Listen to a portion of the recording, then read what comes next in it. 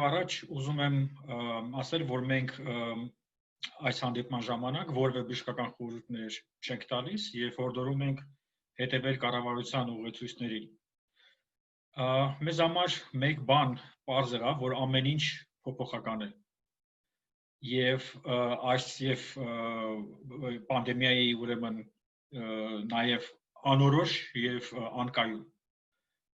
Եվ այս անորոշության եւ անկայունության մեջ շատ կարեւոր է, որ մենք հնարավորինի չափ հասկանանք, ինչ որ չափ ունի հասկանանք գիտությունը եւ մոտենանք հարցերին քննադատական մտածողությամբ։ Այլ կերպ շատ դժվար է հասկանալ այս քանակի տեղեկատվական ուրեմն հոսքը։ Քանի որ խոսելու ենք վիրուսների մասին, եւ ես մի քիչ հետո կխնդրեմ, որ Հովակիմը պատմի մեզ վիրուսների մասին եւ մասնավորապես COVID-ի մասին եւ COV2 վիրուսի մասին, կներեք COV2 վիրուսի մասին։ Պարզապես հասկանանք, որ վիրուսները ամեն տեղ են։ Վիրուսները շրջապատում են մեզ եւ ոչ միայն վիրուսները, նաեւ բակտերիաները եւ օրինակ սկսեմ նրանից, որ մեր թոքերի մեջ ապրում են կա մոտավորապես 130 տեսակ վիրուս։ Հովակիմ, եթե կարելի է դու շարունակես եւ պատմես մեզ վիրուսի կենսաբանության մասին եւ SARS-CoV-2 վիրուսի ընտանիքի եւ վիրուսի մասին։ Սիրով, նախ եւ առաջ շնորհակալություն այս վեբինարին ինձ հրավիրելու համար։ Իրոք Արմեն շատ ճիշտ է այն առումով, որ վիրուսները մեզ շրջապատում են եւ եթե ուզենանք մի փոքր ավելի գեղարվեստորեն վիճակը նկարագրենք, կարելի ասել, որ մենք վիրուսների աշխարհում ենք ապրում իրականում, սա իրենց աշխարհն է, որովհետեւ հետազոտություններ կային ժամանակին արված, որ ցույց էին տալիս, որ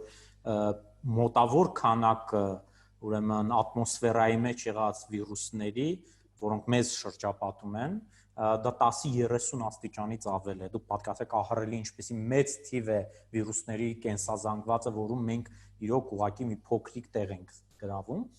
եւ ավելին ասեմ, որ վիրուսների հետ մեր ընդհանուր կոէվոլյուցիան համատեղ ապրելը բերել է նաեւ նրան, որ անգամ մեր սեփական ժառանգական նյութի ԴՆԹ-ի գենոմի մի զգալի մասը վիրուսային ծագում ունի, հետևաբար նույնիսկ կարող ենք այսպես ասել, որ մենք ինքներս վիրուսների հետ այսպես համատեղ էվոլյուցիայի արդյունք ենք մարդ տեսակը։ Իրոք շատ հետաքրքիր են վիրուսները եւ ես կուզեի, որպեսզի մենք մինչև առաջ գնալը մի քանի կարևոր այսպես կոնցեպտների մասին խոսենք, որպեսզի հետագայում մեզ դիտողները ավելի հասկանան, թե ինչ են վիրուսները։ Առաջին հերթին վիրուսները ի տարբերություն կյանքի լրիվ այլ մնացած տեսակների, այդ թվում բակտերիաների, բջիջների, չգիտեմ, բույսերի եւ այլն, հա, վիրուսները իրենք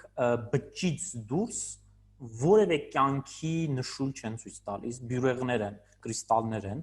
եւ կյանք են ստանում ըստ էության միայն այն դեպքում, երբ որ հայտնվում են իրենց թիրախ բջիջների ներսում։ Եվ դրա համար վիրուսներին մենք անվանում ենք ներբջջային մակաբույծներ, պարազիտներ։ Առանց բջջի նրանք գոյություն ունենալ չեն կարող։ Կա հսկա բազմազանություն վիրուսների, այսօր նկարագրված է 5000 տեսակից ավել վիրուս, որոնք վարակում են ըստ էության բոլոր կյանքի տեսակներին։ Ավելին չկա որևէ մի կյանքի տեսակ, լինի դա բույս, չգիտեմ, կաթնասուն, միաբջիջ, ինչ-որ ամիոբա ինֆուզորիա, որը չունենա առնվազն գոնե մեկ վիրուս, որը կարող է իրեն վարակել։ Եվ այդ բազմազանությունը վիրուսների կարելի է պայմանականորեն բաժանել երկու մեծ խմբերի։ Վիրուսներ, որոնց գենետիկական ինֆորմացիան գրված է ԴՆԹ մոլեկուլի մեջ, DNA, DNK ռուսերեն, հա, եւ վիրուսներ, որոնց մասին ինֆորմացիան գրված է ՌՆԹ-ի մեջ, RNA կամ RNK ռուսերեն։ Եվ այդ առումով էլ վիրուսները շատ հետաքրքիր են, որովհետեւ վիրուսները միակ կյանքի տեսակն են, որոնք իրենց գենետիկական ինֆորմացիան կարող են կրել ՌՆԹ-ի մեջ։ Մնացած բոլոր այդ թվում եւ մենք ԴՆԹ ենք օգտագործում ժառանգական ինֆորմացիայի համար։ Եվ կորոնավիրուսները այդ տեսակետից հենց պատկանում են այն վիրուսների խմբին, որոնց ժառանգական ինֆորմացիան հենց գրված է ՌՆԹ-ի վրա։ Եվ սա ունի մի յուրահատկություն։ Ի տարբերություն ԴՆԹ վիրուսների, բոլոր ՌՆԹ վիրուսները, օրինակի համար միավը, գրիպը, հա, ես վիրուսներ եմ թվարկում, որոնք շատ ավելի հայտնի են եւ շատերը գիտեն տասնամյակներ այդ վիրուսներին, այս ՌՆԹ վիրուսները հենց ՌՆԹ լինելու պատճառով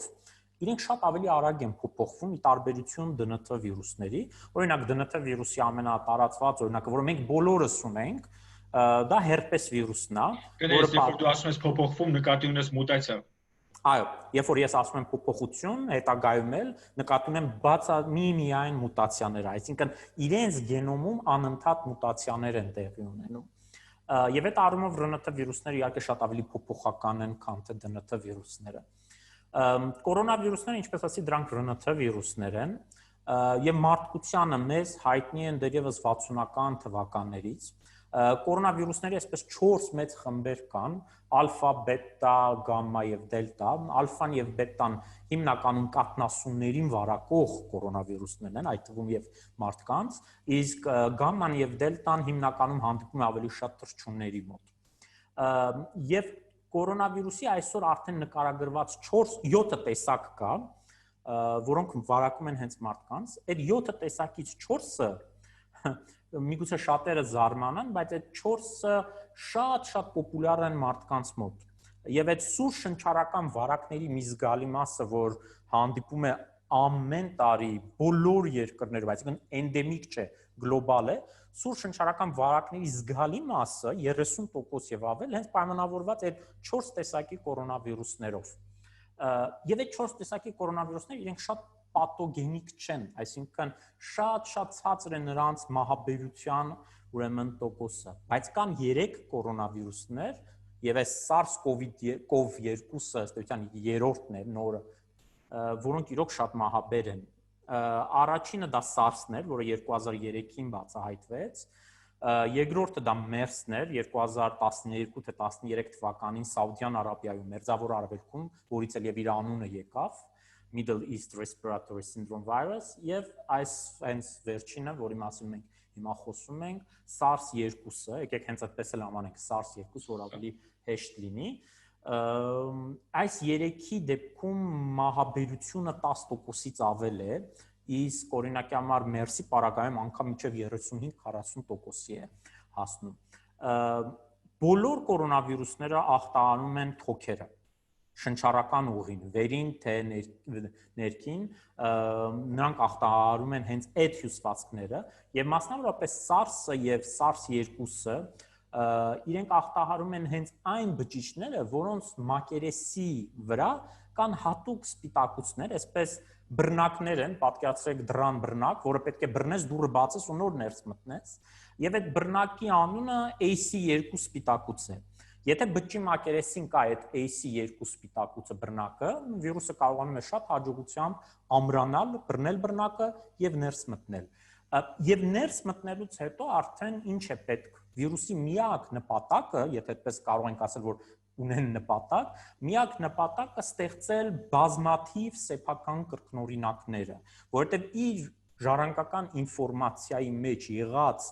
ամբողջ սպիտակուցները մենակ մեկ գործողություն են անում, ստեղծում են նոր իրենց կրկնօրինակների։ Եվ վիրուսը շատ հաջող դա անում է, երբ որ մտնում է բջիջ, ինքը առաջինը ինչ որ անում է, սկսում է նոր ՌՆԹ-ներ սինթեզել, այդ գենոմները, հա, եւ հետո այդ ՌՆԹ-ները պատկերացրեք փաթեթավորվում են այսպես տուփիկների մեջ, սպիտակուցային տուփիկներ, որոնց անվանում են կապսիդներ, եւ վերջում ընդամենը մի քանի ժամ հետո արդեն ձևավորված նոր վիրուսային մասնիկները դուրս են գալիս բջջից եւ վարակում են հարևան բջիջներին։ Եվ այս process-ը տևում է օրեր։ Եվ պատկերացրեք, եթե պայմանական եմ ասում, օրգանիզմ է մտնում օրինակ 100 միավոր վիրուս, արդյունքում մի քանի շաբաթ հետո միլիոնավոր վիրուսներ են առաջանում, որոնք նաեւ դուրս են գալիս եւ կարող են վարակել արդեն նոր մարդկանց։ Եվ գիտեք, շատ հետաքրքիր է, որ ի տարբերություն SARS-ի, SARS-2-ի պարագայում ամենագլխավոր տարբերությունը նա անում է, որ սիմպտոմները վարակված լինելու շատ ավելի ուշ են ի հայտ գալիս, քան SARS-ի ժամանակ, եւ միևնույն ժամանակ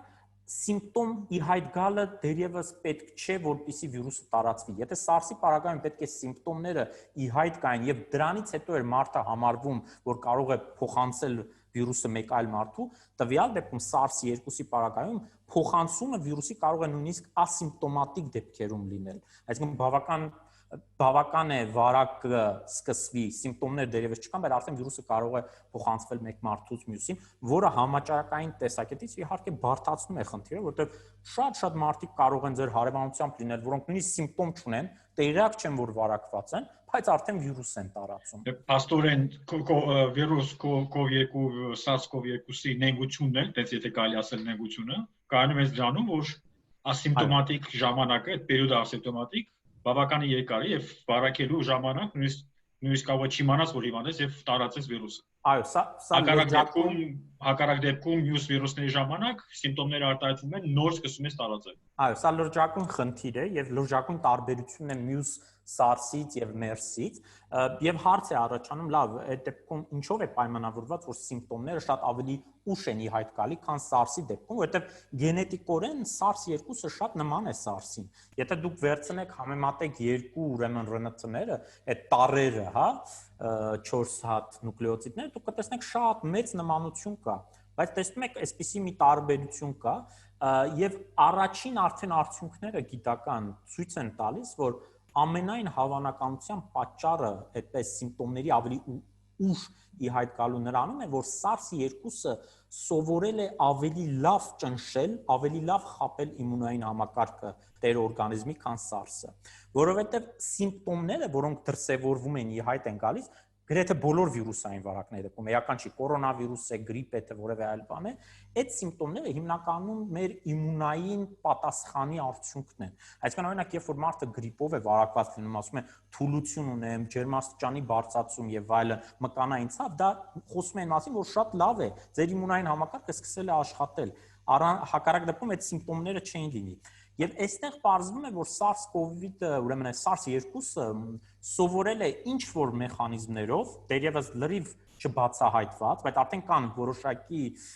կասկածներ եւ որոշակի ենթադրություններ, նա կարողանում է սկզբնական շրջանում ճնշել իմունային պատասխանը, այսինքն շահում է հավելյալ մի քանի օր վիրուսը, դա իր համար շատ լավ է, որովհետեւ այդ մի քանի օրը շահելով նա արդյունքում էլ ավելի շատ կոպիաներ է ստեղծում եւ էլ ավելի շատ է տարածվում, որովհետեւ ինչպես ասի, վիրուսի միակ նպատակը սեփական կոպիաները ստեղծելն է։ Եվ արդյունքում, երբ որ իմունային պատասխանը արդեն ձևավորվում է, սկսվում է իմունային համակարգի բջիջների աշխատանքը, մեր պատասխանը վիրուսին։ Այո, մեր պատասխանը, մեր օրգանիզմի պատասխանը վիրուսին, մենք ինչ ենք տեսնում, որ ըստ էության շատ մարդկանց մոտ այդ պատասխանը շատ նորմալ ընթանում է եւ մարդիկ հաղթահարում են վարակը, ասենք 2-3 շաբաթ հետո լավանում են, բայց միևնույն ժամանակ մենք տեսնում ենք նաեւ շատ բարդ դեպքեր, ծանր դեպքեր, լուրջ պնևմոնիայի թոքաբորբի զարգացում, որոնք ցավոք սրտի նաեւ ավարտվում են մահով։ Եվ հարց էր առաջանում այդ մահվան պատճառը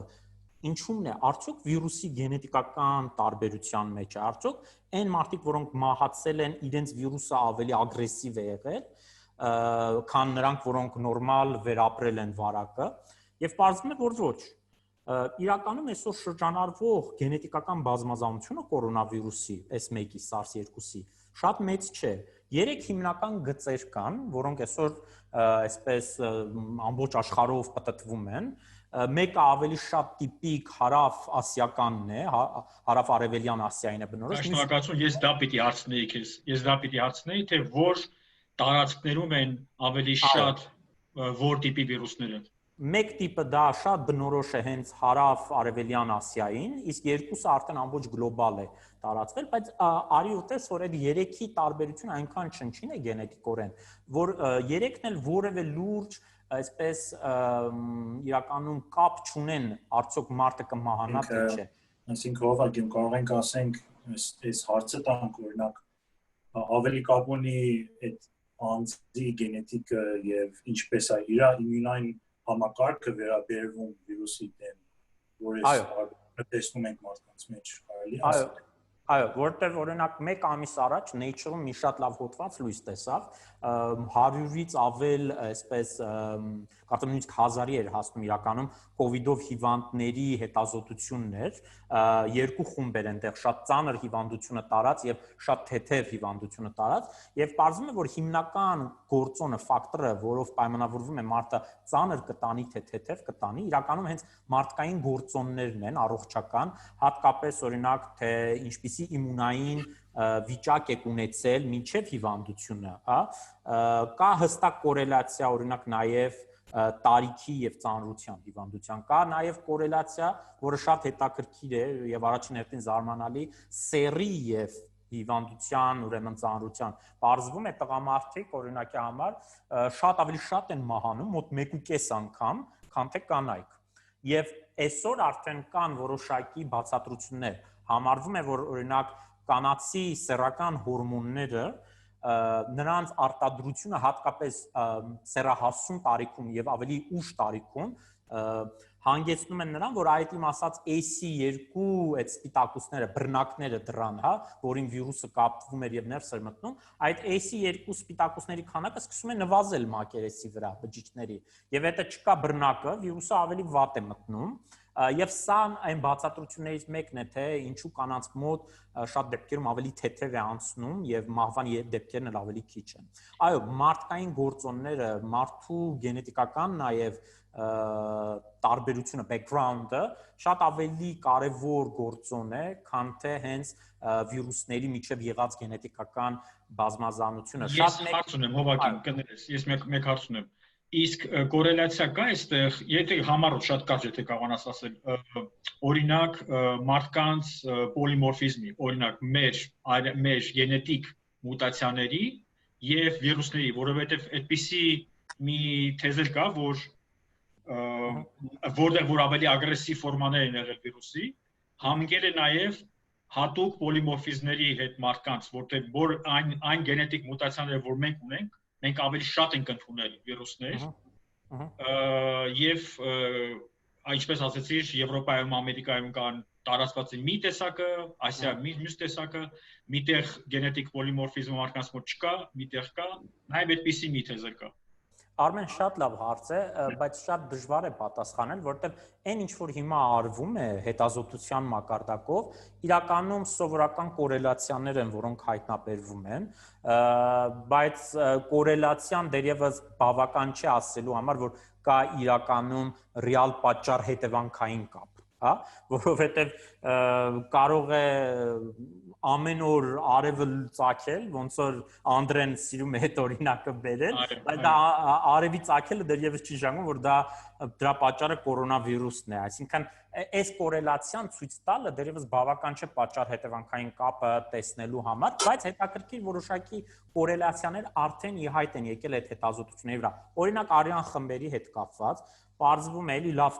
հոդված էր վերջերս լույս տեսած, որ A խումբը արյան, այն մարդիկ, որոնք այդ A խումբը ունեն, հա,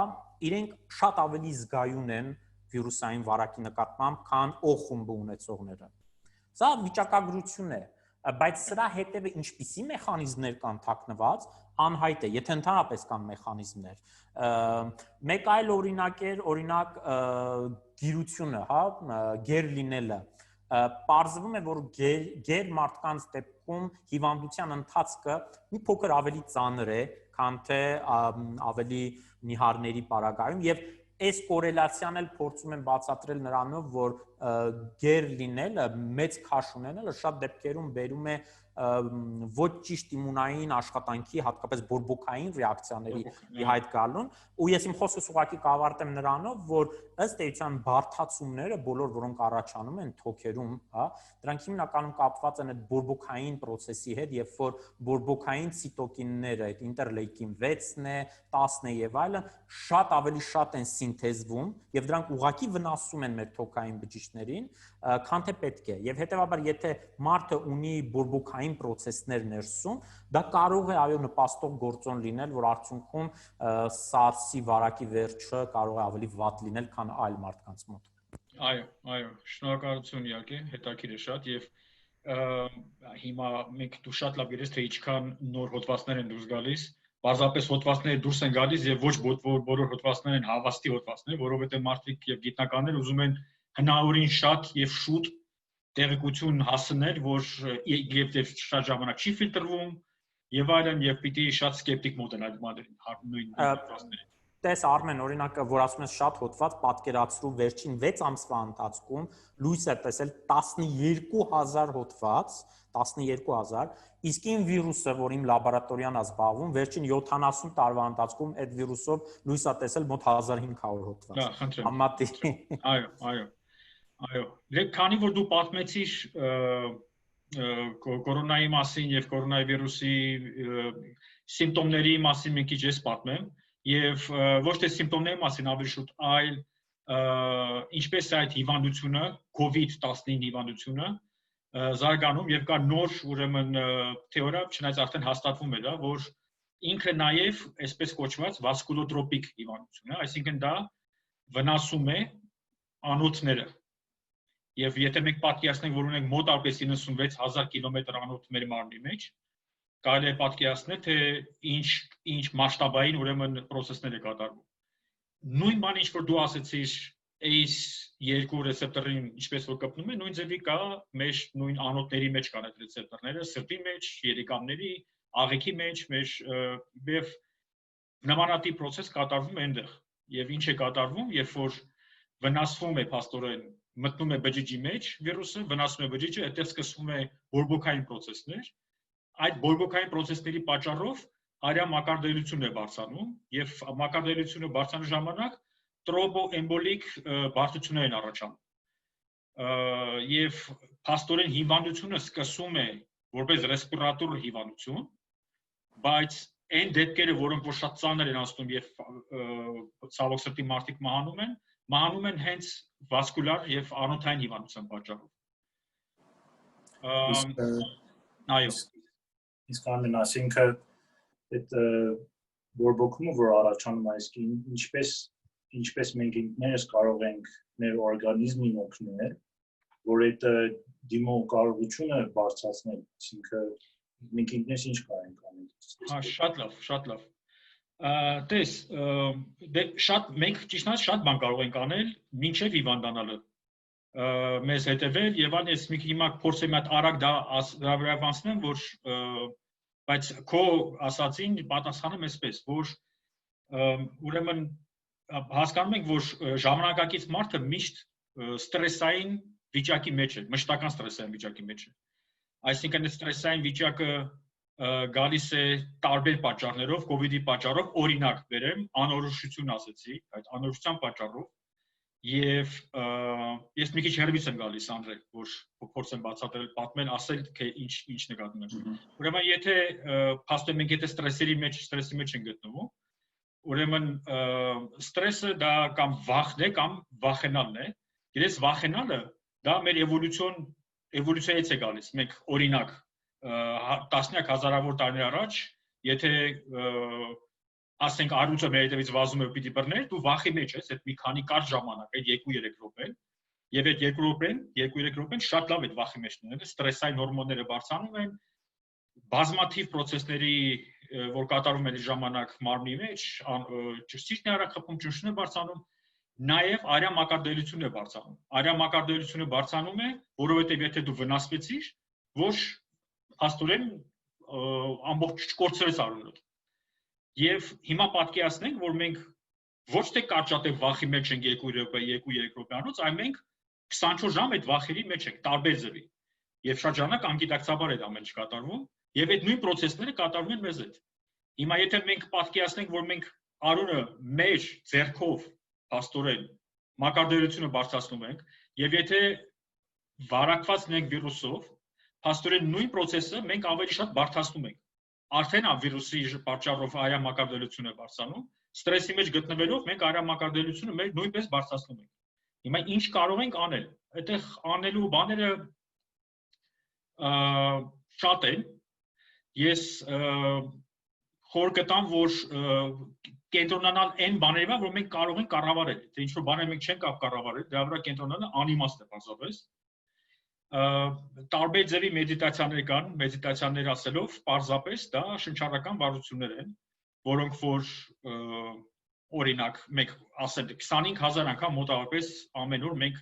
շնչում ենք եւ արտաշնչում ենք։ Եվ այդ 25000 անգամ մենք հնարավորություն ունենք ստրեսը պակասացնելու մեր մեջ։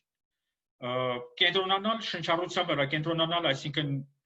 ներս քաշելու օդը եւ արտաշնչելու, եւ շատ կարեւոր է այստեղ նշենք, որ քթով, եթե մենք նույն վարությունը անենք քթով, օդը ներս քաշենք, այդ ժամանակ հետաքրքիր ուրեմն բան է տեղի ունենում, որ այդ ժամանակ արտադրում ենք մենք ուրեմն ազոտի օքսիդ, որը որ անոթները թույլատնում եւ լայնացնում է, այսինքն մենք մեզ օգնում ենք արդեն քթով շնչելու ժամանակ։ Եվ ճնշումն ենք իջեցնում, նույնպես ստրես հորմոններն ենք պակասեցնում, մտավոր վիճակն ենք մենք ավելի հանգստացնում, այսինքն դրանք կառավարում ենք մենք։ Մյուսը հետաքի մի ուրիշ մի բան կա, որ այսպիսի էֆեկտ կա, կոչվում է placebo effect եւ nocebo effect։ Ես վստահ եմ գիտես placebo effect-ի մասին, օրինակ հաբ է սառնում, խմում, եւ այդ հաբը եթե պատկերացնես, որ քեզ օգուտ է տալիս, ասեմ որ ֆարմակոլոգիայի մեջ դա տարածված բան է շատ, հաբը եթե շաքարի հաբ եթե խմես եւ իմանաս որ քեզ դա օգուտ տա, բայց չիմանաս որ այդ հաբ չէ գխացավ անցկացնելու օրինակ, գխացավդ կանցկացնի։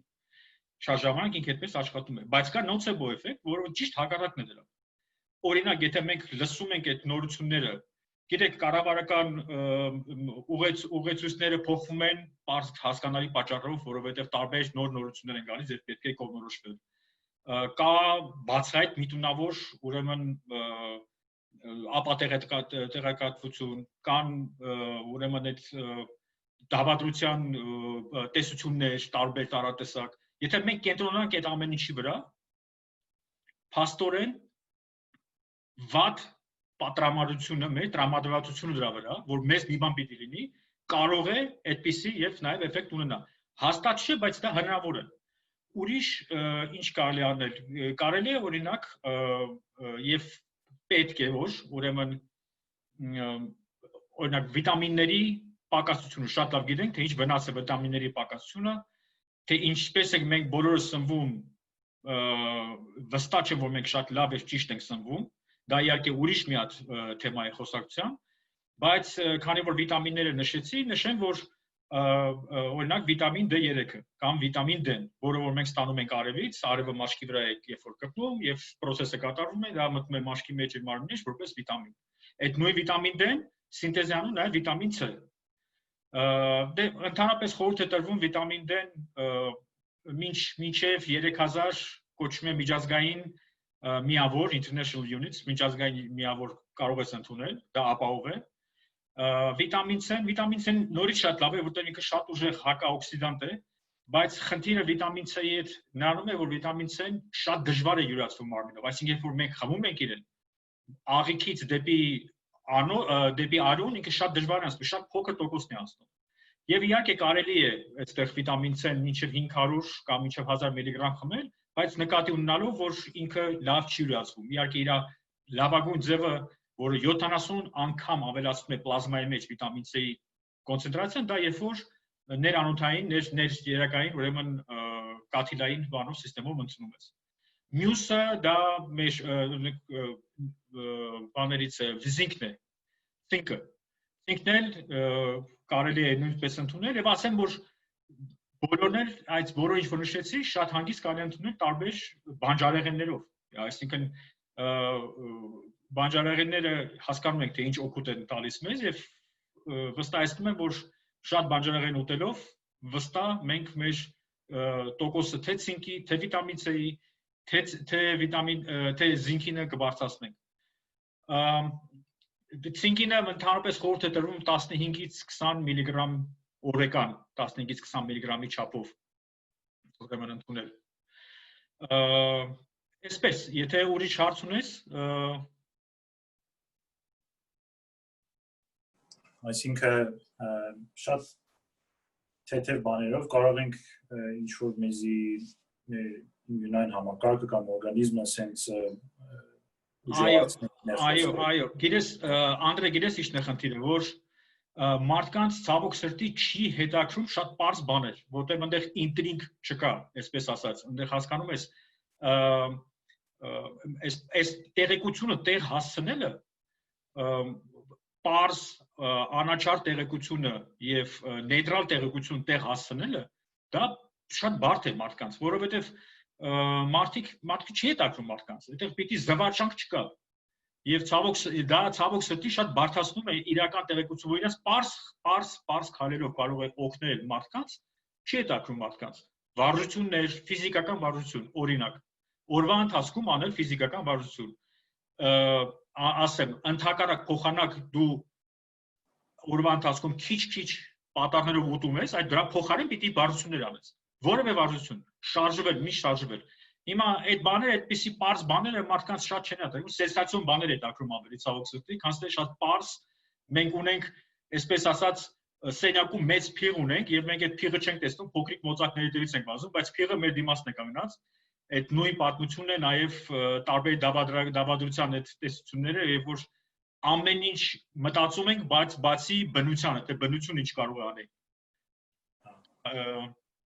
Ես կխնդրեմ, որ դու շարունակես, որովհետև դու շատ հետաքրքիր մի հատ նոր տեսություն կա, որ կարող ես պատմել մեզ վիրուսի հետ կապված, եւ շարունակես այդ նոր տեսության մասին մի քիչ մեզ պատմես, եւ թե խնդրեմ, որ դու պատմես վիրուսների մեր էվոլյուցիայի մեջ թե ինչ դեր են տարել վիրուսները։ Իհարկե, Հովակիմը մի քիչ նշեց, բայց դու էլի խնդրում ավելացնես դրա վրա։ Շատ հետաքրքիր է հակամարմինների մասին տեղեկություն եւ եթե մի թեթև պատասխանատվության մասին պատմես։ Շատ մերսի Արմեն ջան, ես շատ ուրախ եմ, որ կարողանում եմ մասնակցել այս վեբինարի մեջ։ Ես ավելի sense տարբեր ավելի հետաքրքիր թիվներ sense մասին խոսամ։ Անդրես, շատ կներես, ես քեզ ընդհատեմ։ Խնդրում եմ մի նեղվի, որովհետև գիտեմ հայերենով դժվար է քեզ խոսել, բայց մենք Հովակիմիները կխնդրեմ, որ մենք երկուսով քեզ օգնենք։ Կներես։ Մերսի, չէ։ Հիմա ինչքան կասեմ սխալ թե ճիշտ է, բայց մեծ ուրախությունով։ Հիմա օրինակ որ Հովակիմը խոսած վիրուսների մասին եւ ինչպես մենք մեր էվոլյուցիայի մեջ այդ վիրուսներն եկել են, այսինքն եթե մտածենք ոչ կորոնավիրուսի մասին, մենք ամեն օր, ամեն օրյա կյանքի մեջ միշտ վիրուսների մեջ ենք, անգամ օրական, եթե հաշվենք հարյուրներ միլիոն վիրուսներ ենք շնչում, միայն մեր շնչով, այսինքն ներս ենք շնչում։ Այսինքն ինչա մենք պետք է վախենանք դրանցից, արդյոք ոչ, որտեղ դրանք միշտ եղել են եւ միշտ էլ կլինեն։ Անգամ մարդկանց, այսինքն մեր DNT-ի մեջ կա 50%-ը վիրուսային DNT, այսինքն 50% մարդու DNT-ն վիրուսային DNT-ից առաջացել։ Ինչպես Հովակիմը ասեց, մենք էլ ենք վիրուս պաստորեն։ Մեր մի մեծ այո։ Կես վիրուս ենք, եթե ուզում ես։ Այո, կես վիրուս ենք, այո։ Այսինքն կորոնավիրուսը մեր բարեկամն է, կարող ենք այսպես։ Այո։ Եթե բացելով ասենք։ Այսինքն պաստորեն եթե այդ վիրուսները չլիներ, մենք էվոլյուցիայի մեջ շատ լավ բաներ ենք ձեռք բերել։ Օրինակ այդ ծողունային բջիջները, որ իրանք գնում են արյան մեջ եւ գնում են ցանկացած օրգան են բջիջ են դառնում։ Այդ դառնալը հնարավորությունը երբեք չի ելե նախքան վիրուսի DNT-ն մեր գենի մեջ է։ Այսինքն եթե ես քեզ ճիշտ եմ հասկանում, այսինքն եթե քեզ ճիշտ հասկացա, վիրուսի DNT-ի պատճառով ոչ թե նոր վիրուսների, խոսքը գնում է միլիոնավոր տարիներ առաջ, մեզ մեջ մտած վիրուսներ, որոնք որ մենք հիմա փաստորեն օգտագործում ենք այդ վիրուսների տեղեկությունն ենք օգտագործում։ Այդ կոդը, որ մենք վերցրել ենք վիրուսներից եւ այդ վիրուսները մահացել, այսինքն դուրս են եկել գնացել են մեզանից, մենք օգտագործում ենք, ինչպես ասիր, օրինակ ցողունային բջիջները, որոնք որ այն բջիջները, որ պիտի դառնան լյարդ, այն բջիջները, որ պիտի դառնան թոք, սիրտ, տարբեր օրգաններ, այդ ինֆորմացիան եկել է վիրուսի DNT-ից։ Ճիշտ եմ հասկացել։ Այո, եւ մի հատ ուրիշ էլ հետաքրքիր բան, որ անգամ կատնացու կենդանիներ, որ եւ մարդկանց մեջ այդ պլասենտան, որ էդի թույլատալի որ մարդը ծննդաբերի այդ էլ փաստվերա որ վիրուսից այգ է այդ փոփոխությունը այդ էվոլյուցիան վիրուսից այգ է այսինքն այդ տեղեկություն այդ ինչ որ վիրուսը արել է իրան պաշտպանելու համար օրինակ կորոնավիրուսի դեպքում դա RNT է մեկ հատ է ոչ թե DNT-պես երկու հատ մեկ հատ RNT-ն պաշտպանելու համար այդ պրոտեինի կապսուլը որ ստեղծում է այդ կապսուլի ստեղծելու գաղափարը այդ ինֆորմացիան մեզ եկել է վիրուսներից եւ կաթնասունները ստեղծում են իրենց մեջ պլացենտա որ պաշտպանի մայրական օրգանիզմի ռեակցիային պաշտպանի այսինքն Ես ուղղակի մեկ նոթ անեմ, հետո կներես Անդրե, որ հետո շարունակես։ Իրականում Անդրեի միտքը ասածը հետեւյալն է, որ մեր գենոմը, տվյալ դեպքում DNT-ն, եթե նայում ենք իրեն, ինքը պատմության ընթացքում հազարավոր անգամ viral, այսպես վիրուսային ներմուծումներ են եղել։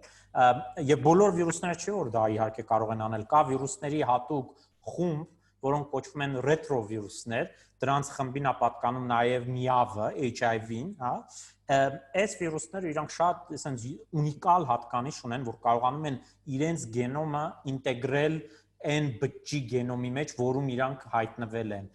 Եվ երբ որ մենք նայում ենք մեր DNT-ին, մենք տեսնում ենք, որ միլիոնավոր տարիների ընթացքում բազմաթիվ այդպիսի ինտեգրացիաներ են եղել, ինտեգրվել են, հետո մուտացիայի արդյունքում կորցրել են ունակությունը դուրս գալ եւ մնացել են այնտեղ։ Եվ այդպիսի ինտեգրումներից մեկի ժամանակ վիրուսներից մեկը բերեց մի հատ շատ հետաքրքիր սպիտակուց, սինցիցինը,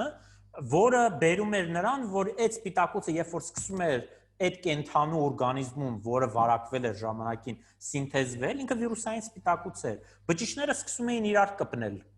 իրար էին ձուլվում, եւ սա ըստ էության պլացենտայի առաջացման ամենապրիմիտիվ տեսքն էր, որը հետագայում իհարկե էվոլյուցիայի ընթացքում զարգացավ։ Այսինքն սա մի հատկանիշ էր, որ ինչ որ մի կենթանի ժամանակին 100 միլիոնավոր տարիներ առաջ ձեռք էր բերել, սկսեց էվոլյուցիայի ընթացքում այդ հատկանիշը զարգանալ եւ արդյունքում առաջացավ պլացենտան, որը մենք օգտագործում ենք։ Կներես ընդհատեցի, փաստորեն կարող ենք ասել կամ այսպես թեորիայպես մտածել, որ մենք մարդը ինքը պատրաստ է վիրուսներ ընդունելու, որտեղ մենք ունենք այնց այդ ռեցեպտորները մեր մեջ, որ մենք պատրաստ ենք իրեն ընդունել, որովհետև մենք փաստորեն ամեն անգամ այս հարավոր միլիոնավոր տարիների ընթացքում ինչ որ մի բանով օգտվել ենք վիրուսներից։ Հիմա բակտերիաներից ենք օգտվել, հասկանում եմ, բայց վիրուսներից, խոսում ենք վիրուսների մասին, վիրուսներից օգտվել ենք, դա պլացենտաներ, դա ցողունային բջիջներ եւ այլն։ Հետաքրքիր մի քիչ շատ հնարավոր է որ կորոնան էլ է եկել այդ իմաստով մեզ մոտ, որ մեզ ինչ որ մի բան Իրոք խոսակցությունը շատ հետաքրքիր հունով գնաց, որովհետև մեր դասական մոտեցումը վիրուսների մասին մարդկության նրանում է, որ վիրուսները դրանք վնասակար են, վիրուսները դրանք վտանգավոր են, մեզ վնասում են, բայց իրոք կոէվոլյուցիան, համատեղ էվոլյուցիան վիրուսների հետ այլ կենդանիներին, ընտեր օրգանիզմներին, որոնք վարակվել են վիրուսներով, որոշ этаպներում տվել է շատ հետաքրքիր կենսաբանական հատկություններ, որոնք այսպես բերել են նրան, որ իրանք կտրուկ թռիչք են արել, նոր մի հատկանիշ են ձեռք բերել, որը աստիճանական էվոլյուցիայի ընթացքում շատ քիչ է հավանական, որ երբևէ ձեռք կբերեին։ Այ Անդրեն այստեղ հետաքրքիր մի շարունակություն ունի, որտեղ Անդրեն ինձ մի թեթև ասեց թե ինչի մասին պիտի խոսե, շատ հետաքրքիր է, որովհետև նա ուզում շարունակի, որովհետև հետաքրքիր շարունակություն կա այստեղ։ Այո, Անդրեն, լսում ենք։ Մերսի։ Հա, ինձ է որ ասեցի Կարմեն եւ Հովակինն էլ ասենց մի քիչ էլ կարողացավ մտնի մեջը, որ շատ հետաքրքիր է, օրինակ մեր շրջակա միջավայրի ազդեցությունը էվոլյուցիայի մեջ ինչ ձև է փոխարինում։ Օրինակ ցույց է տալի, որ հիմա շատ քիմիանյութեր են օգտվում գյուղատնտեսության մեջ այդ ոլորտում, օդի աղտոտությունը, հակաբիոտիկներ շատ, մանավանդ սննդի մեջ եւ մանավանդ մսածու կենդանիների մեջ, որ աճեն, որ կարողանան վաճառել։ Հիմա այդ ստրեսը, այդ ճնշումը, այդ ազդեցությունը, ինչ որ խոսացին նախքանից, էդի արդյոք կարող է վիրուս առաջացնի, ինչ պատճառով։ Այդ պատճառով, որ այդ վիրուսը մարդուն պետք լինի, որ իր գենը կարող ենք ասենք update լինի software-ի նման։ Հիմա տեսնում ենք ինչպես ենք տեսնում էսի, օրինակ։ Հասկացա։ Փաստորեն ուզում ես ասել, որ միջակա շրջապատ ուրեմն դու օրինակ բերեցիր մստացու կենդանիները, հակաբիոտիկներ են ընդունում, տալիս իրենց փաստորեն, ասեցիր նաև օդի աղտոտությունը,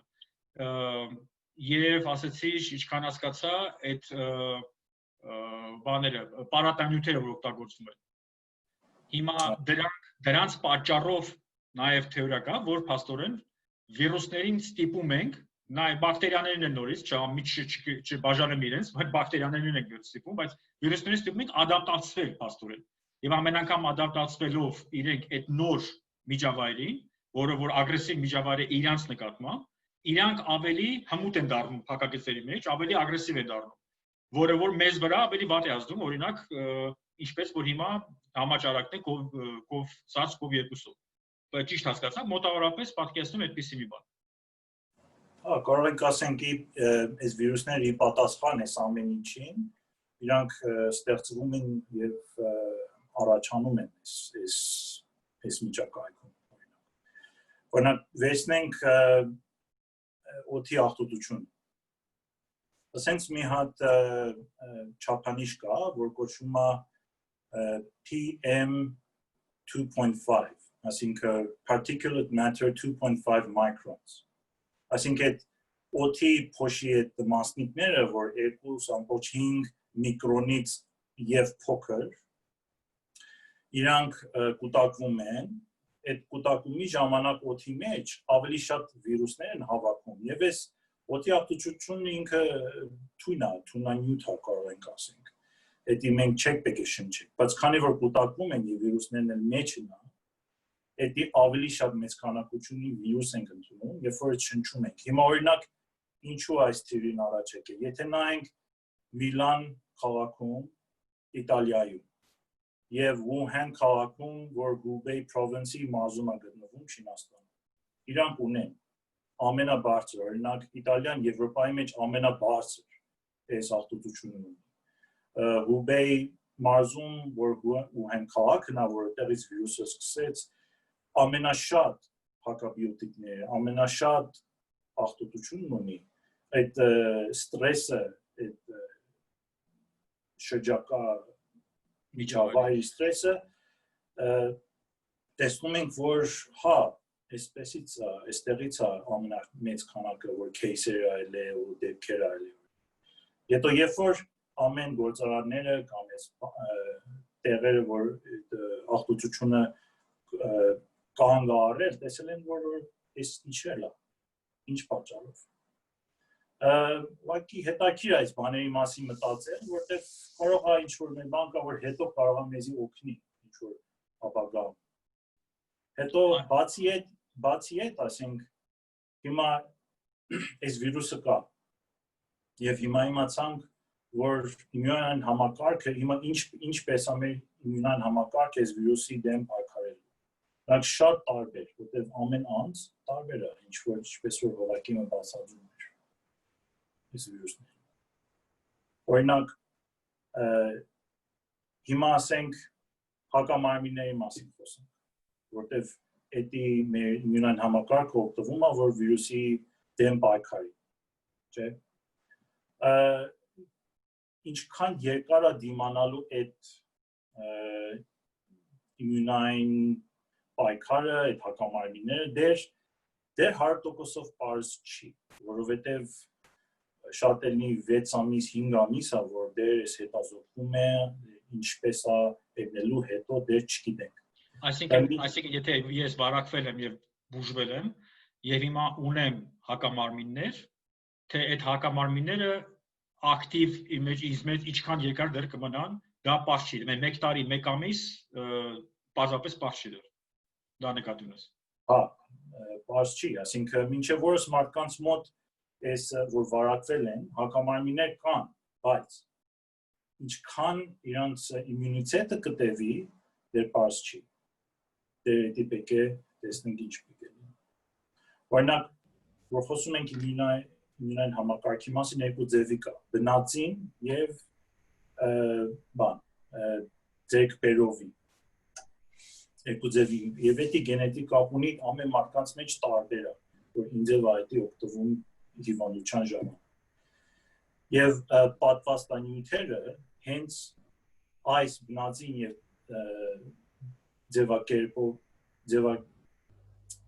ձերբերովի իմունային համակարգներն են խտանում, որ մեզ պաշտպանեն։ Այսի վակցինայի դերն է։ Այսինքն նույն ձև, որ վիրուսի դեմ ենք պայքարում, այս վակցինաները, ասին պատվաստանյութերն են օգտվում, որ պաշտպանեն մեզ վիրուսի դեմ։ Հասկանալի։ Եվ կա նաև այո, կներես, ասա ուղղակի։ Ես այստեղ եմ որ ասում եմ իմ 2 կոպեկ ներդրումը անեմ, այո։ Իրականում Անդրեն, որ ասում է հակամարմինների մասին, շատ կարևոր է եւս մի բան իմանալ, որ հակամարմին լինելը լրիվ մեկ բան է, հակամարմնի ճիշտ քանակը ունենալը երկրորդ բանն է եւ վերջապես արդյոք այդ հակամարմինը կարողանում է չեզոքացնել վիրուսին, սա էլ պատմության երրորդ կողմն է։ Այսինքն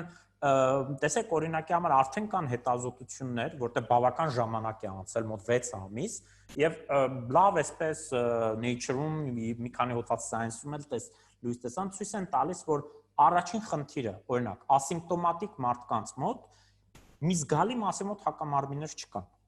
Սա արդեն փաստ է։ Մի մասի մոտ, որոնք էլի ասիմպտոմատիկ են, հակամարմինները կան, խոսքը իհարկե առաջին հերթին գնում է իմունոգլոբուլին G-ի եւ իմունոգլոբուլին M-ի մասին, այդ երկու հակամարմինների, մի մասի մոտ էլ հակամարմիններ կան, բայց քանակը քիչ է։ Եվ դերևս մենք խոսում ենք քանակի մասին, դերևս մենք առանձնապես լուրջ չենք խոսում, արդյոք եղած հակամարմինները կարողանում են պատշաճ կերպով չեզոքացնել։ Այսինքն սա է շատ կարևոր, որովհետև երբ որ մենք ասում ենք, որ իմունիտետ է առաջացել եւ արդեն մարդը, չգիտեմ, 1 տարով, 5 տարով, 10 տարով պաշտպանված է, դա նշանակում է, որ այն հակամարմինները, որ օրգանիզմը սինթեզում է, պետք է ունակ լինեն չեզոքացնելու տվյալ վիրուսին ճիշտ վարակի ժամանակ։ Սա էլ լրիվ այլ պատմություն է, որը դերևս լավ ուսումնասիրված չէ ու սպասում է իր ուսումնասիրմանը։ Շատ լավ, ես այդ դեպքում հարց ունեմ։ Իսկ ինչ կասես այսպես կոչված խաչաձև իմունիտետի մասին։ Օրինակ, ես ինչպես նշել էի, դու նշեցիր, օրինակ ես իմանացել եմ կորոնավիրուսի ինչ որ մի կորոնավիրուսով հարփուխ եմ ունեցել 1 տարի առաջ եւ ունեմ իմունիտետ այդ տիպի կորոնավիրուսին։ Հիմա իմ այդ կորոնավիրուսի նկատմամբ եղած իմունիտետը հակամարմինները աշխատում են այս վիրուսի դեմ, թե չէ։ Շատ հետաքրքիր հարց է։ Հակամարմինների մասին դերևս հստակ, այսպես միանշանակ ինֆորմացիա չկա, մի քանի այսպես հոդվածներ կան հիմնականում բիոարխիվում դրված, որոնք դերևս չեն անցել այդ peer review process-ը, բայց կա մի հոդված, որտեղ ցույց է տրվում ոչ թե հակամարմինների մասին, այլ ուրեմն T բջիջների, լիմֆոցիտների, T սելերի բջիջների մասին եւ պարզվում է հետեւյալը, ուրեմն նայել են, տեսել են, որ հետազոտական խմբի մեջ այն մարդիկ, որոնք կորոնավիրուսով վարակված չեն եղել երբեք, այս նոր կորոնավիրուսի մասն է խոսքը, նրանց 60%-ի մոտ այդ խմբի իրենք ունեցել են T լիմֆոցիտներ, որոնք կարող են չեզոքացնել նոր կորոնավիրուսին։ Այսինքն կա որոշակի cross այդ ուրեմն ռեակցիան գոնե T բջիջների մակարդակով, իսկ ինչ կլինի հակամարմինների հետ կապված, կարծում եմ շատ մոտ ապագայում դա էլ բարձ կլինի, բայց ես ենթադրում եմ, որ կառուցվածքային նմանությունը բերելու է նրան, որ այո, նաև այն կորոնավիրուսների նկատմամբ առաջացած հակամարմինները ինչ որ չափով կկարողանան նաև չեզոքացնող դեր ունենալ այս կորոնավիրուսի համար, եւ միգուցե սա է նաև պատճառը, որ շատ մարդկանց դեպքում, որոնք վարակվել են, բայց կամ ասիմպտոմատիկ է անցել, կամ թեթև է անցել, միգուցե պատճառը եղել է այն, որ, չգիտեմ, 1 տարի առաջ կամ ամիսներ առաջ իրենք վարակված են եղել սովորական այդ 4 տեսակի կորոնավիրուսներից որևէ մեկով։ Չեմ զարմանում։ Մենք դեռ սովորում ենք եւ դեռ ճանապարհ ունենք անցնելու շատ մաս սովորելու։ Գիտես, կա բացատրություն նաև մենք կներես Անդրեյ քեզանից գողացանք քո պատմածը ուրեմն կա նաև այսպիսի մի բացատրություն երեխաների մանուկների չվարակվելու կամ չհիվանդանալու կամ ասիմպտոմատիկ անցնելու B բջիջների հետ կապված, այսինքն իրենց մոտ B բջիջները շատ ավելի ակտիվ են այդ ժամանակ, եւ այնտեղ իհարկե բարդ process է, ես շատ պարզ եմ դա ասում, B բջիջների արկայությունը օգնում է երեխաների մանուկներին ասիմպտոմատիկ անցնել կամ շատ թեթև անցնել, անցկացնել հիվանդությունը, իսկ մեծահասակների մոտ B բջիջները շատ ավելի պակաս են, քանի որ T բջիջները դու նշեցիր, պարզապես հիշեցի երկու մանուկների հետ կապված։ Իրոք երեխաների պարագայում պետք է չմոռանանք մի հասարակ ճշմարտություն, որը շատ շուտվանից մենք գիտենք, ոչ կորոնավիրուսի հետ կապված, որ իրենց իմունային վիճակը շատ ավելի լավ է, քան մեծահասակներին։ Պետք է ավելի ճիշտ չմոռանանք մի փաստ, որ իմունային համակարգը դա նույնպես օրգան համակարգ է, որը տարիքի հետ մաշվում է։ Մարդիկ սովոր են, որ, չգիտեմ, տարիքի հետ կարող է սիրտը սկսի վատ աշխատել, տեսողությունը սկսի վատ աշխատել, հա, բայց մտածում են, որ դե իմունային համակարգը երևի օրգան չի, հա, չի մաշվում, բայց իրականությունը լրիվ այլ է, որ նույն ձև նաև իմունային համակարգն է սկսում շատ վատ աշխատել, եւ դա է նաև պատճառը, որ երեխաները շատ վարակներ միայն կորոնավիրուսը չի բակտերիալ, այլ վիրուսային, նրանք շատ ավելի թեթև են տանում, քան 70 տարեկան մարդը, որովհետև իրենց իմունային համակարգը նույն իմունոգլոբուլին G-ն, նույն իմունոգլոբուլին M-ը շատ ավելի արագ են սինթեզվում, շատ ավելի քանակը մեծ է, նաև չեզոքացնող այդ հակամարմինների արդյունավետությունն է մեծ, հենց այդ վաղ տարիքում, եւ դա է նաև պատճառը իդեպ, որ ամբողջ աշխարհում գլոբալ պատվաստումները երբ որ անում են փոքր տարիքում, այդ սեզոնային պատվաստումներից բացի են պլանային պատվաստումներ, որոնք մենք միշտ արել ենք պոլիովիրուսի եւ այլն, հա, ինչու մենք չենք անում 50 տարեկանում, անում ենք 3 տարեկանում կամ 1 տարեկանում, որովհետեւ այդ տարիքում իմունային համակարգը շատ ավելի ճկուն է եւ շատ ավելի հզոր է, քան թե ավելի ուշ տարիքում։ Անդրե, ինչ կարող ես ավելացնել։ Ես պարզապես ես մեզ բոլորիս զգուշացնեմ, որ մեր ժամանակը գալիս է ավարտին արդեն, եւ նաեւ հարցեր ունենք լսողներից մեջ, բայց ես կուզենայի, որ Անդրեն, եթե դու ավելացնելու բան ունես, Անդրե ջան, խնդրեմ։ Հա, մերսի, մենակ ես հակամարմինների մասին, քանի որ այս թեմայի վրա ես ավելացնեմ, որ օրինակ նոր հետազոտություն այլ է Rockefeller Lab-ում, Նյու Յորքում, որ ցույց է տալի, որ 70 հոգի որ վարակվել են եւ էլի բուժվել են, այսինքն ոչ մի սիմպտոմ չունեն, վիրուս չկա իրենց մեջ։ Հետաքրքիրն է, որ 20%-ը այդ հակամարմինները չունեն, որ հետո նորեն, եթե վիրուսին հանդիպեն, պաշտպանվեն այդ վիրուսի դիմաց։ Այսինքն ինչ է նշանակում։ Կարող է որ մեկը վարակվի կորոնավիրուսով, SARS-2-ով, եւ հետո այդ հակամարմինները չունենա, որ ասենք լավ, կարող ենք դիմակ չդնենք կամ անզգույշ շարժվենք կամ շատ շփվենք։ Այսի շատ կարևոր հարց է, որ այդ ոչ թե հակամարմիններ արտադրենք, որ կարող է հակամարմիններ ունեն, բայց ոչ այդ որ պետք է։ Այո։ Եվ անգամ այս rapid test-երը, որ վերջներս խոսում ենք, այդ էլ ցույց չի տալի այդ հակամարմինները, որ պետք է։ Կարող է ցույց տալ, որ դու կամ ինչ որ անձ վարակվել է ժամանակին, բայց արդյոք այդ հակամարմիններն են, որ պաշտպանելու են, թե չէ, եւ 100%-ով չկա։ Այո, ինչպես Հովակիմը նշեց, հակամարմին ունենալը չի նշանակում, որ դու ապահովված ես։ Փաստորեն ցավոք սրտի, դեռ չնայած կորեացիների հետազոտությունները ցույց են տալիս, որ այն մարդիկ, ովքեր վարակվել եւ բուժվել են եւ ունեն հակամարմիններ, սերոլոգիկ թեստավորումը ցույց է տվել, որ հակամարմիններ ունեն, դեռ իրենք չեն վարակվել, վերավարակվել, այդպես ասել։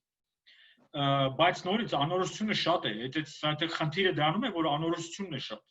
Եվ այդ անորոշության պատճառով պետք է, եթե օրինակ ասում են մեզ ուղեցույցերը ասում են, որ գիտեք ինչ, դիմակ պետք է կրեք, դիմակը պետք է կրել, այսինքն մարդկանց մեջ, եւ դու մարդկանց մեջ ես, դիմակը պետք է կրել։ Դա որ հաստատված է, որ օգնում է մեզ չվարակվելու կամ դժվարացնում է վարակվելու շանսերը։ Մարդիկ ասում են դիմակների անցքերը շատ մեծ են եւ վիրուսը մեջից կարող է անցնել։ Ես որ պատկերավոր ասենք փորձեմ բացատրել, եթե ես ուզենամ 1 սանտիմետր վիրուսներ շղթա իրար կպցնեմ, ոչ-ոչի վիրուսներ կպցնեմ, ինձ պետք է գալու 30-ից 500,000 վիրուս հավաքել մեկտեղ, որ 1 սանտիմետրանոց շղթա դառնա։ Այսինքն դիմակը վիրուսը որ գալիս է 1 հոգով չի գալիս, վիրուսն է գալիս է մեկ անգամ շատ, եւ այդ դիմակի անցքերը որ կա որ մեզ օգնում է շնչել, թույլ է տալիս շնչել։ Վիրուսը մեկ անգամից չի կարող ընդեղից անցնել, 1 հոգի չի գալիս, այդ օրինակ ասենք դրի մեջով անցնեն սումո կրվողները, սումոիստները, գիտես, իրանք հսկա մեծ մարդիկ են։ Հիմա 6 սումոիստ ուզում են նույն ժամանակ դրի մեջով անցնել, չի կարող, գալու եւ մնալու է։ Եվ այդ իսկ պատճառով նաեւ պետք է հաճախ փոխել դիմակները,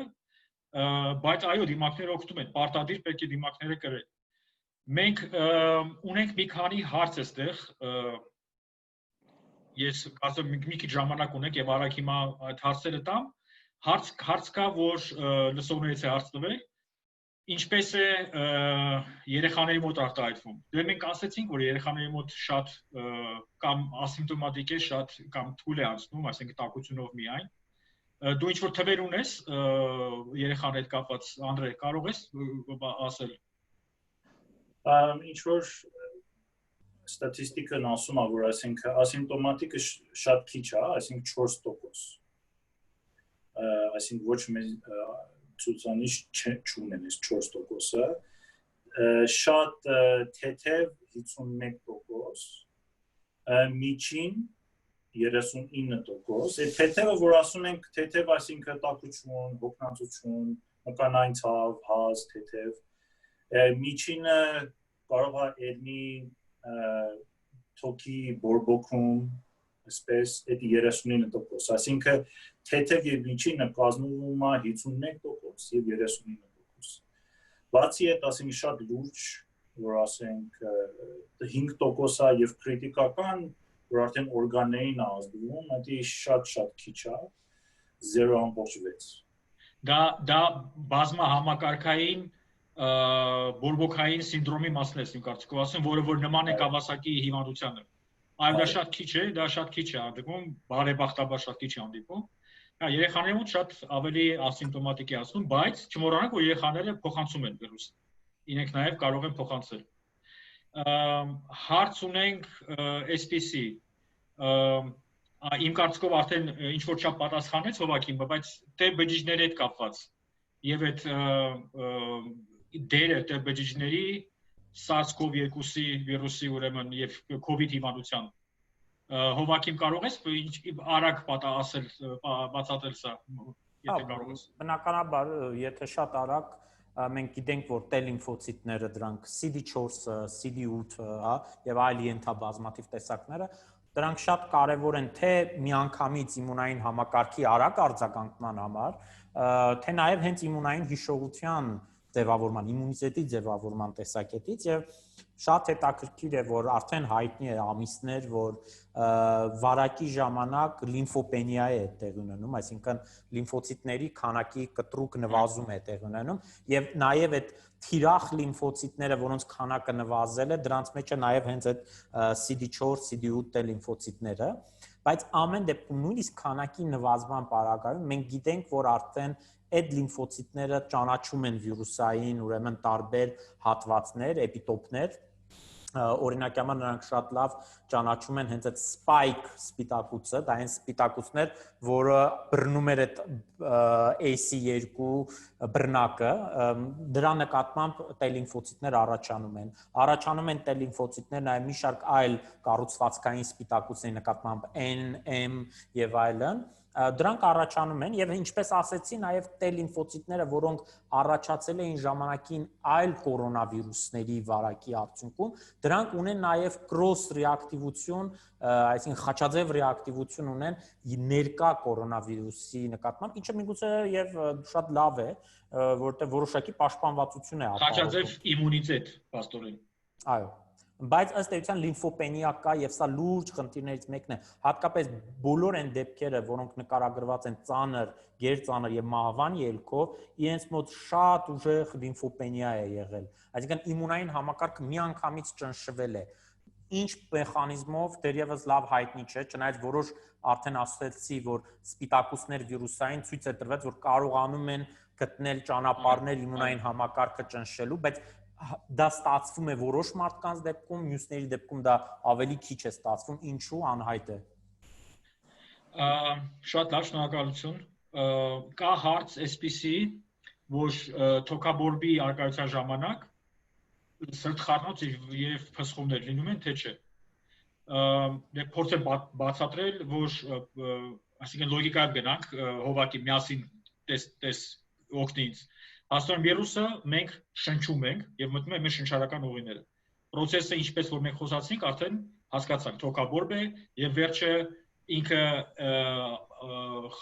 արյան մեջ մտնելով անում է ինչ որ անում է անոթների մեջ։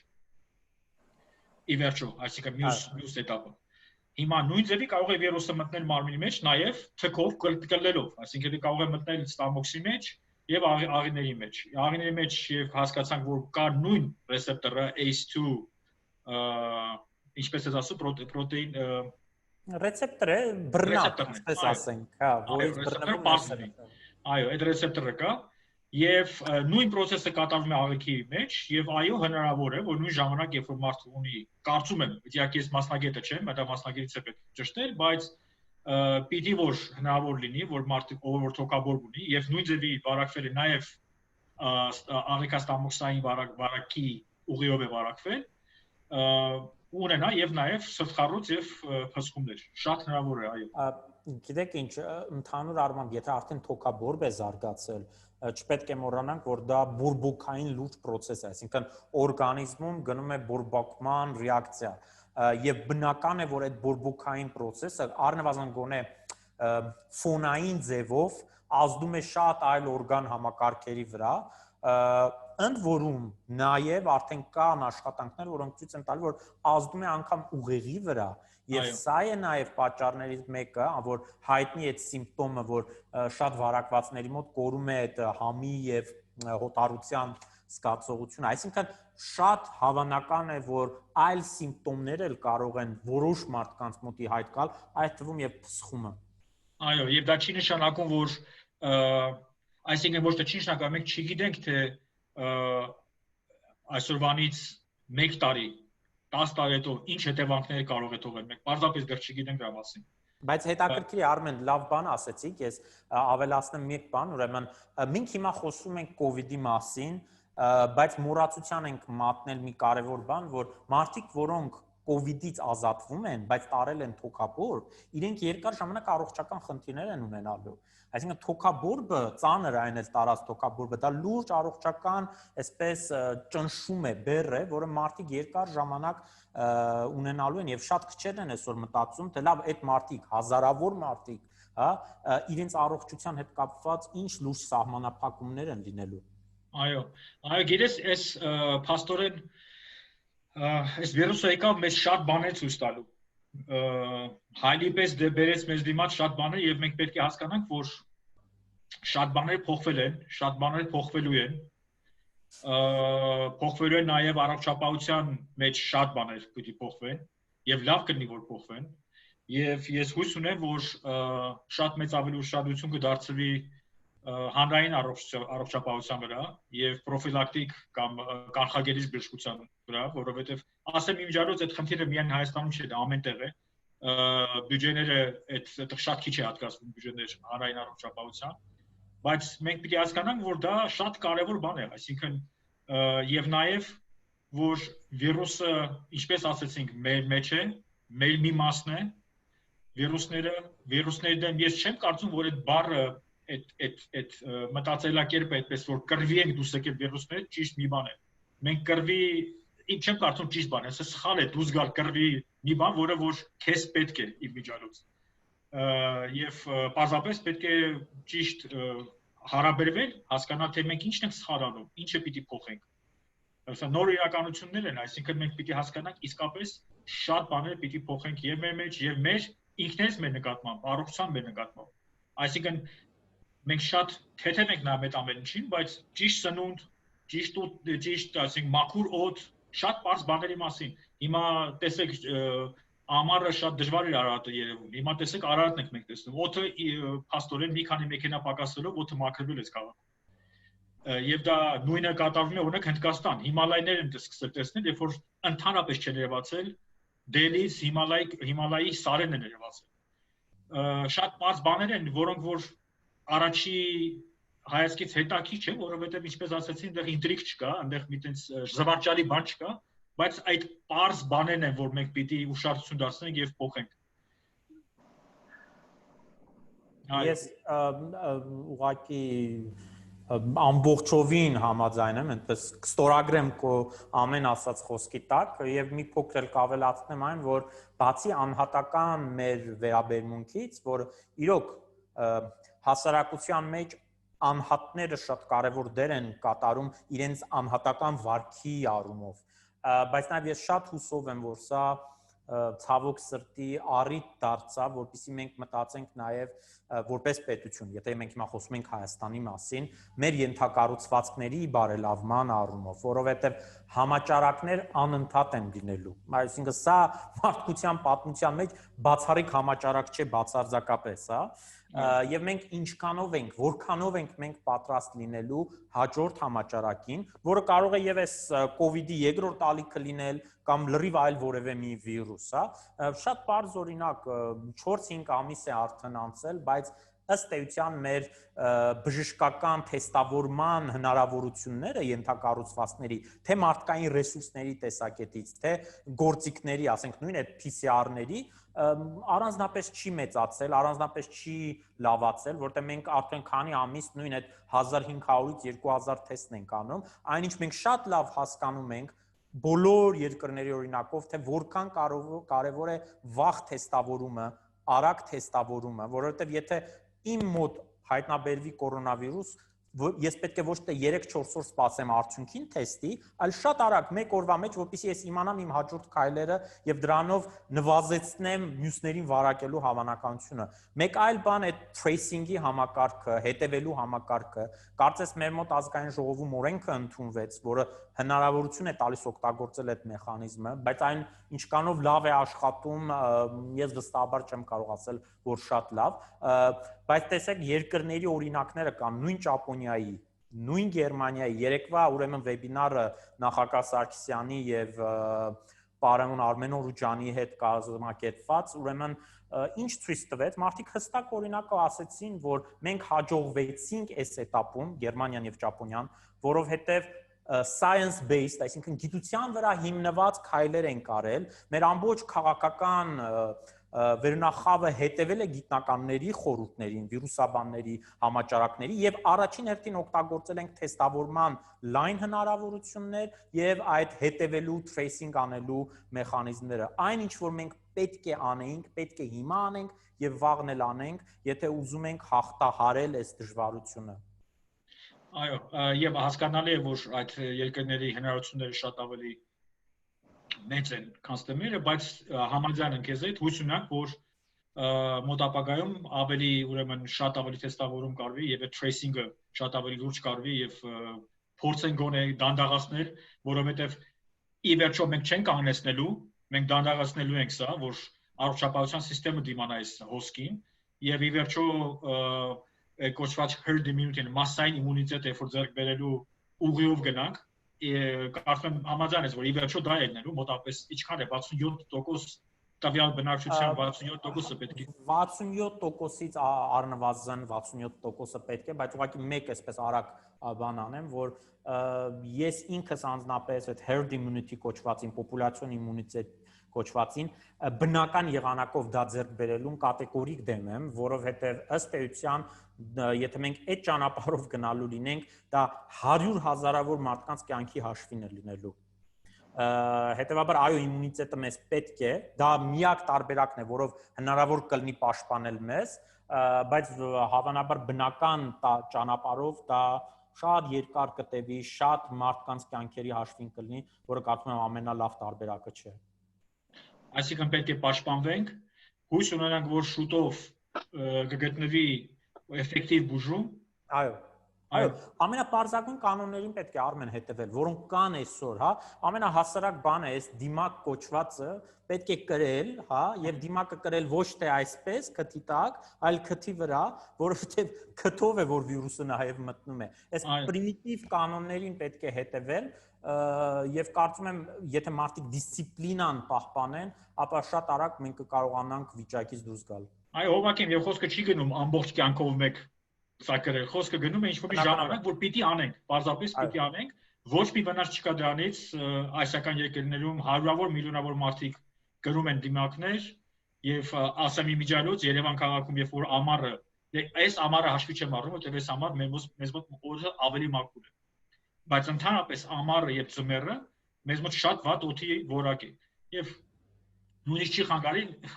ձմեռնել կամ ամառը այս ժամանակ գրել դիմակ, բայց նորից, եթե կապում եք վիրուսի հետ, սա ժամանակավոր բան է, խնդրում ենք բոլորին, ուրեմն հետևել եք կանոններին եւ պարզապես մտածեք ձեզ մասին եւ մտածեք ձեր հարազատների մասին։ Այո։ Շատ լավ։ Շնորհակալություն, Անդրեյ, դու ունես որևէ բան ավելացնելու։ Ոչ, ուղղակի ես բոլոր ձեր խոսքերին արձագանքում, այսինքն մենակ որ հիշենք բժշկությունը այս նոր վիրուս է, որ ոչ մի ձևի փորձ չենք ունեցել եւ օրեցօր այդ գիտելիքը փոխվում է բժշկության։ Եվ ինչքան կարող ենք այդ նոր օրենքները, ինչպես որ public health ասում է, մեր առողջապահության օրենքներն ասում են, պատահ ժողովուրդը հոգնում են, ասում են, հա, երեք ես են ասել, հիմա ես են ասում, բայց դա թող հասկանանք, որ այդ նոր ձեր բերած գիտելիքով հետևենք, ավելի լավ ստացվում։ Շատ լավ։ Շնորհակալություն, մենք իհարկե ստացել ենք մեր ժամանակը արդեն ավարտվեց, մենք ստացել ենք հարցեր, բայց կփորձենք հարցերին պատասխանել մեկ մյուս անգամ կամ էլ գրավոր կպատասխանենք հարցերին։ Այսպես ես շնորհակալ եմ ձեզ, Հովակիմ շնորհակալ եմ եւ Անդրեյ շնորհակալ եմ։ Շնորհակալություն։ Եղավ։ Ստեսին դուք։ Շնորհակալություն շատ Արմեն ջան, հարգելի բանախոսներ, շնորհակալ ենք նաեւ Fast հիմնադրամին համագործակցելու համար։ Հետևեք խնդրում եմ մեր միջոցառումներին armenia2041.org կայքում կամ մեր Facebook էջում։ Վաղը ձեզ սպասում եմ մեկ այլ հետաքրքիր քննարկում բժշկական թեմայով։ Ինտերվենցիոն սրտաբան Նարեկ Կարապետյանը կպատմի Ջամփաբաժանին ծրագրի համահեղինակ Նունե Արիկյանին COVID-19-ի ժամանակ իր բժշկական ծառայության իրական պատմությունները, որոնք նա նկարագրել է իր Կարմիր գոտի ծրագրում։ Կրկին շնորհակալություն բոլորին, ով միացել են մեզ այսօր, հաջողություն բոլորին եւ առողջություն։